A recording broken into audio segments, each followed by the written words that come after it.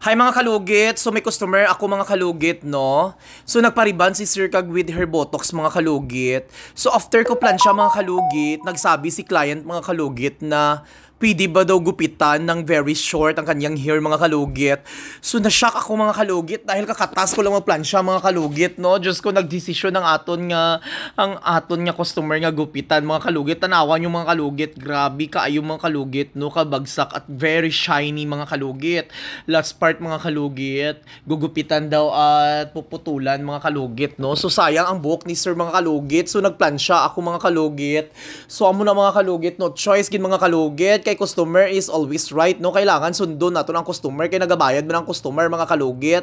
So amo na mga kalugit, napakasakit lang mga kalugit. So nagayaw-yaw ako mga kalugit sa akon nga mga kasamahan mga kalugit. So ang sabi ko sa kanya na ano mga kalugit. So ayan, bota kapoy gin mga voice record mga kalugit ha. So basta yun mga kalugit, nagpaayos si Sir mga kalugit ng kanyang hair, akala mo babae mga kalugit, no?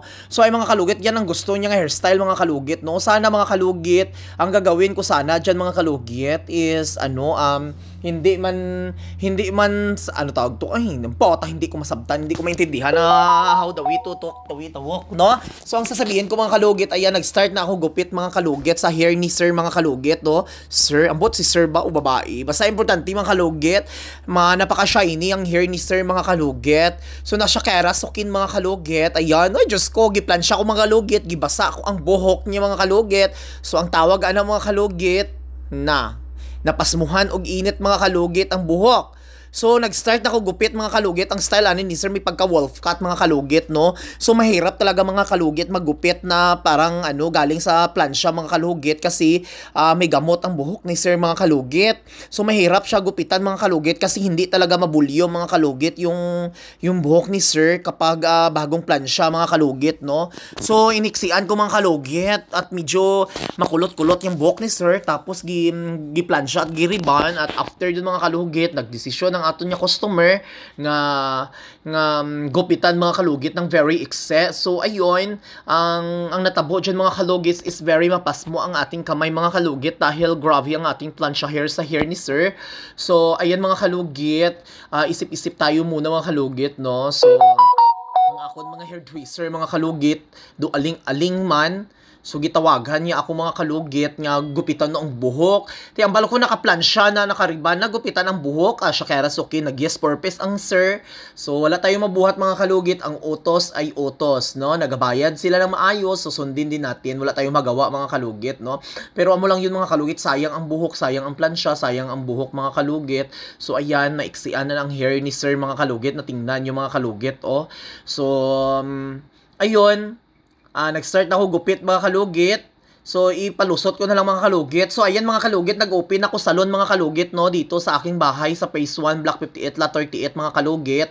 So dito po ang second branch ko mga kalugit. Kung magpunta kayo sa salon ko sa first nga salon ko mga kalugit, hanapin nyo ako, dito po ako sa bahay ko mga kalugit. So ayan, lang ako mga kalugit sa hair niya mga kalugit, no? Nasayangan ako mga kalugit kasi best in effort ka mga kalugit sa pagplansya. Tapos yun, ayan, best in effort mga kalugit. Ayan na okay na humando ang iyang gupit mga kalugit. Na iksian ko na ang hair ni Sir mga kalugit, no?